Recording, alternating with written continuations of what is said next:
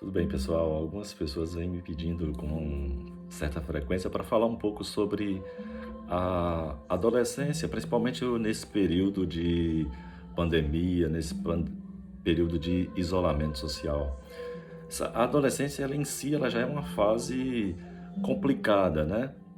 De preparação da criança entrando por esse mundo da vida adulta, o qual o adolescente ele já tende a ser introspectivo, né? E se já é difícil lidar com o isolamento social na vida adulta, tenta imaginar para aqueles que estão nesse período de transição de faixa etária, de vida, né? Então, nessa fase, eles podem ser um pouco mais introspectivo, como eu já disse, porque eles estão deixando a infância para conhecer uma nova realidade, um novo aspecto da vida do mundo.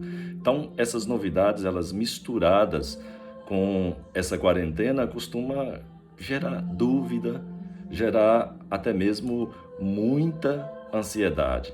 Então, essas novidades gerando essas dúvidas, essa ansiedade, gera insegurança.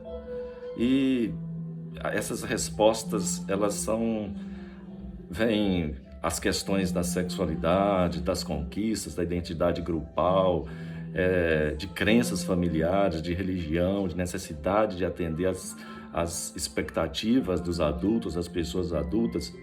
Então, de forma geral, o mundo para o adolescente, ele se torna, de certa forma, mais hostil, principalmente por conta do modelo de comunicação que as pessoas vão utilizando com esse adolescente. Então, geralmente, uma comunicação conflituosa é geradora de comportamentos disfuncionais. É um período de grandes mudanças. E em vários aspectos da existência do adolescente, essas mudanças vão ser analisadas poderíamos analisar sobre a ótica física, social, histórica, psíquica, né, psicológica. Então, podemos considerar que quando a criança vai entrando nesse processo de adolescer, eles são motivados por amadurecimentos das características físicas e também pelas construções sociais que impõem as exigências para esse quase adulto. A própria Organização Mundial de Saúde fala que essa fase acontece de transição, né, de mudança, acontece entre os 10 aos 24 anos e é dividido em alguns períodos. Né? O primeiro a gente chama de pré-adolescer, né, de pré-adolescência, que é entre os 10 aos 14 anos, e em seguida adolescência, né, que vai de 15 anos até a juventude, 19 anos, por aí. Então, desses 15 a 24 anos, a gente poderia chamar da fase da juventude. A adolescência é justamente esse momento de preparação para o mundo do adulto, né? Então, nesse período, é importante que as pessoas significativas, como pais, como tios, e outros que são exemplos, que são modelos, que são arquétipos, eles saibam se comunicar com o adolescente. Eu sugiro, quando trabalho psicoterapeuticamente com adolescente, que seja utilizado, principalmente pelos pais, estratégias que mantenham os canais de comunicação sempre abertos. Não fechar esses canais de comunicação. Então, eu recomendo muito a horizontalidade, né, durante principalmente o diálogo. Permitir o espaço de manifestação das emoções do adolescente, das opiniões dos adolescentes. Respeitar essas opiniões, claro que dentro de uma questão dialógica. E coerência sempre, né? Coerência sempre com a sua atitude, daqueles que são os formadores, né, do caráter, da vida, desde a infância, né, principalmente os pais. Então, o adolescente é uma pessoa normalmente informada, com maravilhosas capacidades, com maravilhosas habilidades. Tirar essa coisa de que é a fase da aborrecência. É uma fase linda, é uma fase de descoberta, é uma fase maravilhosa. É uma geração melhorada. se comparada com a anterior, né? E que precisa de mais dos pais, de segurança, precisa de afeto, precisa dessas pessoas que são pessoas significantes demais para o adolescente.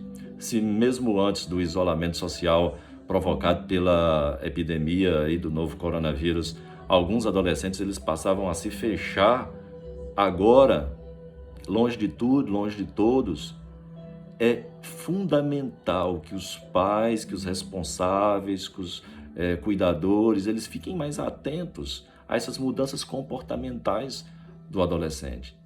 Porque ainda não se sabe ao certo o quanto esse afastamento brusco, né, vai poder prejudicá-los, como nos está prejudicando a todos.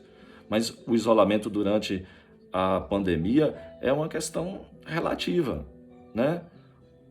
Por quê? Porque depende de qual adolescente ou que tipo de família de adolescente que a gente está falando. O mundo que a gente vive, esse mundo contemporâneo, já ensinou para muitos sobre a mobilidade digital através da rede global que é a internet. Então, essa mobilidade digital permite movimentar-se digitalmente para qualquer lugar do mundo, para qualquer situação. Então, um aspecto que pode tornar a quarentena algo estressor para o adolescente é o fato das estruturas como casa, como escola, como trabalho, ambientes sociais, não estarem adaptados para funcionar com essa nova realidade do isolamento social.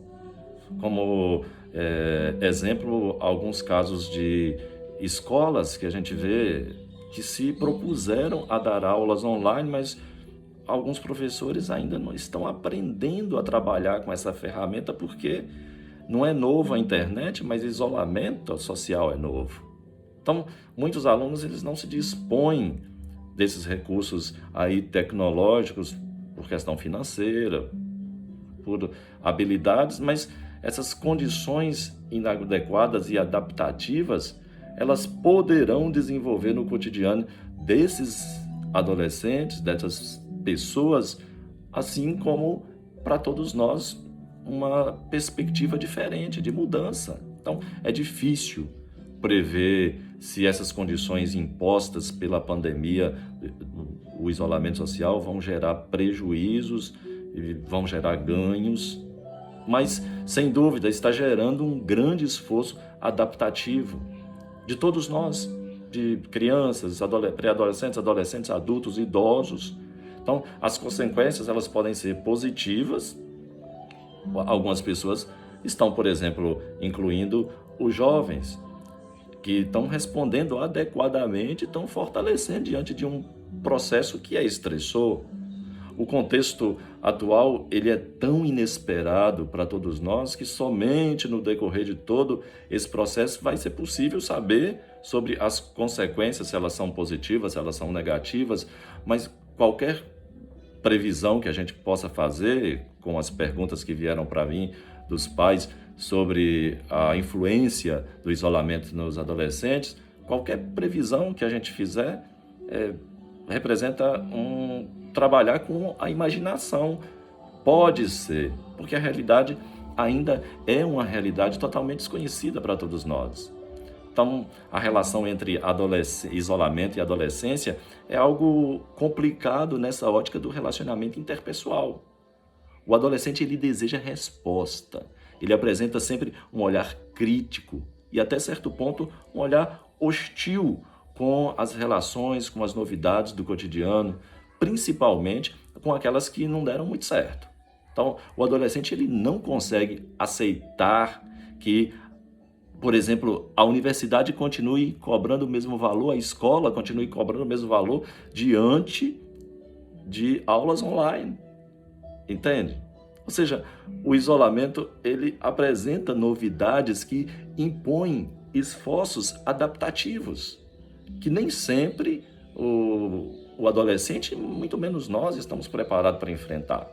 Então, nesse momento, as pessoas significativas, elas devem se apresentar, elas devem ser facilitadoras dessa interlocução entre esse fenômeno disfuncional e o adolescer.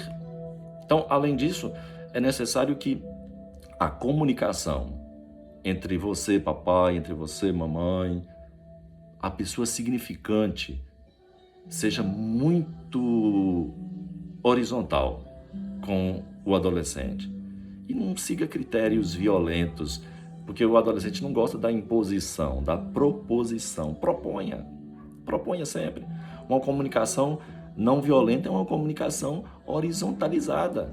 Um momento quando se permite o desabafo, se permite a expressão dos sentimentos, se permite escutar as opiniões. Tá bom? Espero ter ajudado você e sempre aí juntos. Se você quiser, vá lá no meu canal também no YouTube e faça parte, se inscreva. Grande abraço, Deus abençoe.